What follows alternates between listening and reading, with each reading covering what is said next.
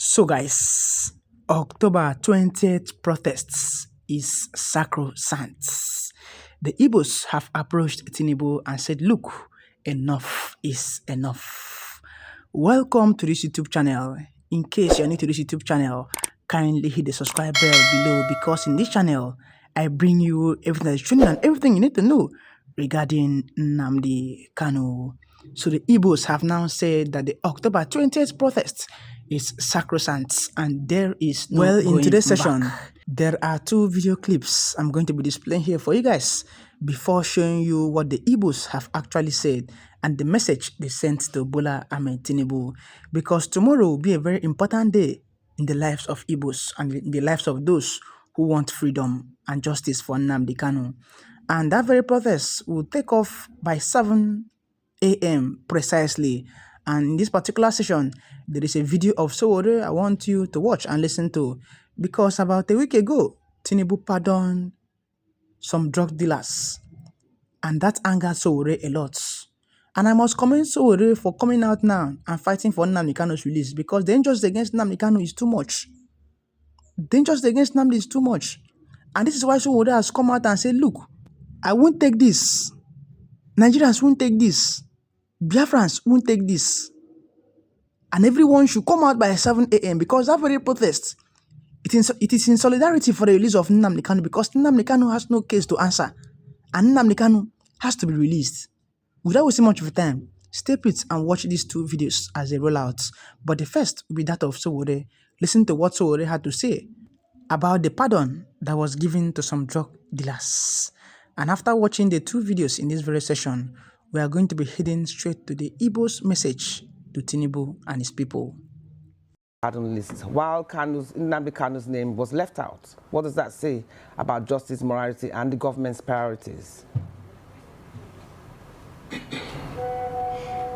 Well, thank you for having me. I am not here to plead for pardon for Nnamdi Kanu. The president pardoned people who were convicted of various degrees of crimes.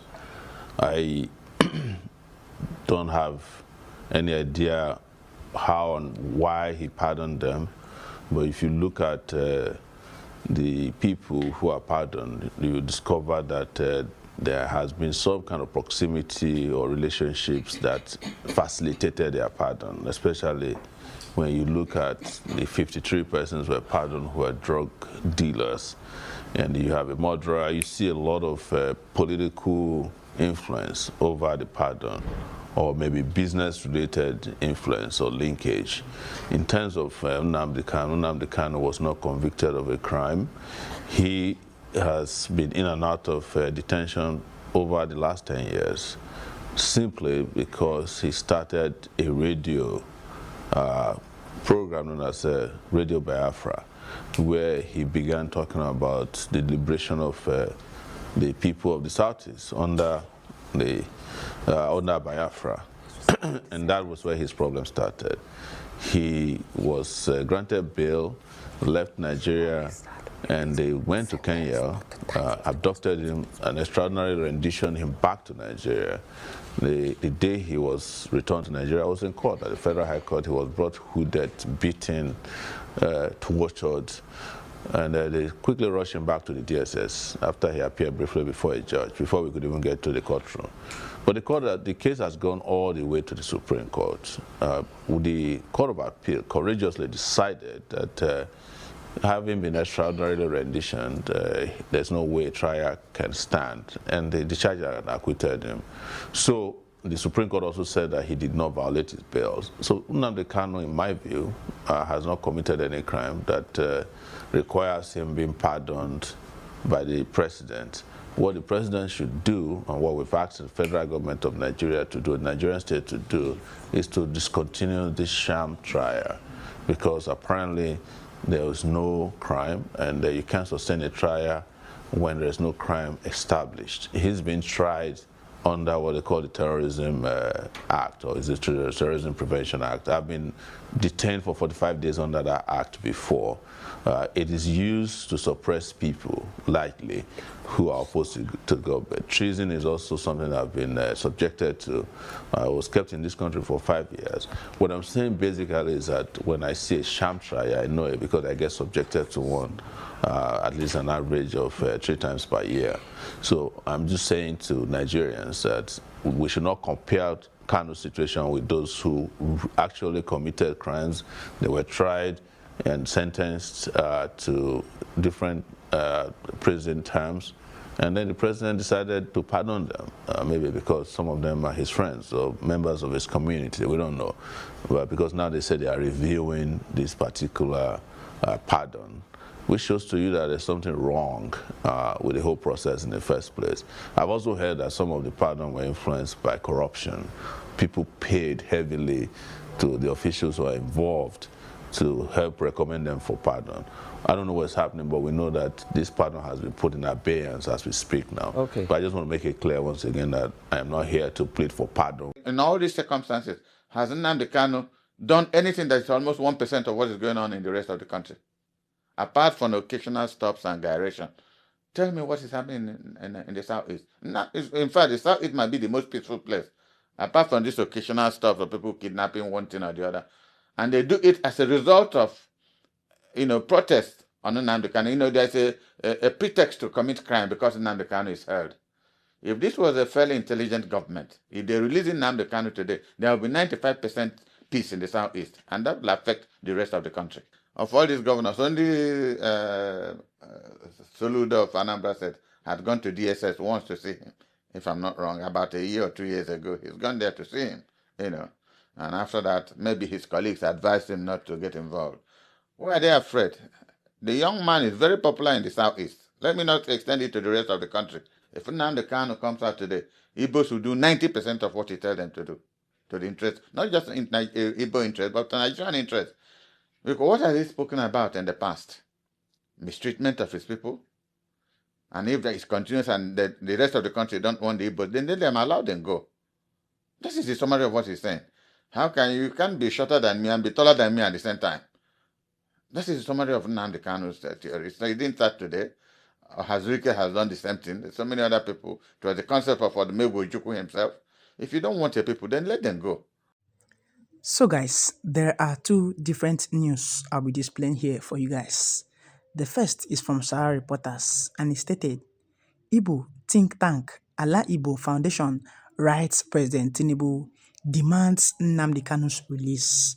And let me briefly read for you the details of this very news.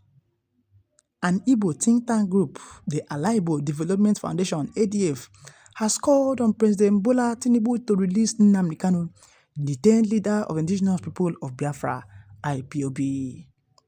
In an open letter to the president, jointly signed by the ADF president and chairman of the board of trustees, Nze Coleman Emeka Chukwu Dolonzo, and Emeritus Professor T. Uzodimma Mwala, the organization described Kanu as a political hostage of the Nigerian government. The ADF appealed to President Tinubu to release Nnamdi Kanu, who has been in detention for over 4 years. In quotes, it stated, "We make this appeal directly to you because it is obvious that Nnamdi Kanu's release is no longer within the powers of the judiciary in Nigeria." The statement read, "We are aware that even the Nigerian judiciary, as lame duck as they are under the present political circumstances in Nigeria, had on several occasions made certain pronouncements in favor of Nnamdi Kanu's release." The ADF also noted that several international leaders, including President William Ruto of Kenya, have called for Kanu's release. Let's be heading straight to the next news, which has to do with Sowore, and some group of Igbo people also backed the protests, stating that the protest that will hold on the 20th of October is sacrosanct, that everyone should come out in solidarity for the release of Nnamdi Kanu, and also for Sowore to be supported on that very day. And let's be reading out the news for you in details according to Vanguard newspaper. Free Nnamdi Kanu protests gathers momentum as Igbo leaders back Sowore. Igbo leaders, including monarchs, clerics, and political elites, have unanimously declared their support for tomorrow's Free Nnamdi Kanu's protests, being championed by activist Omoyele Sowore. The protest, initiated by the former presidential candidates, seeks to compel the federal government to obey subsisting court orders directing the release of the detained leader of the indigenous people of Biafra, IPOB, Mazi Nnamdi Kanu. Sowore, who first announced a nationwide demonstration earlier this week via his verified social media handles, described it as a mass action for justice, peace, and the rule of law.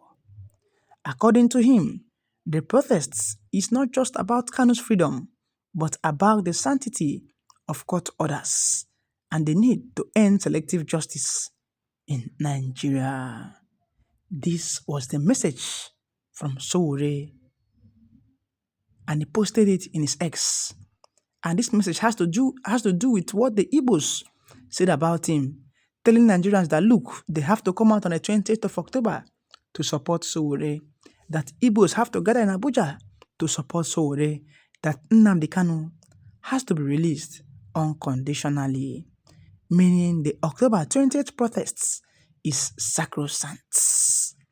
At this point, dear brothers and sisters, I will let you guys to tell me what you feel about this in the comment section below. Do well to like this video, do well to share this video, and do well to hit the subscribe button below so you won't miss any trending updates. See you in my next video updates. Bye.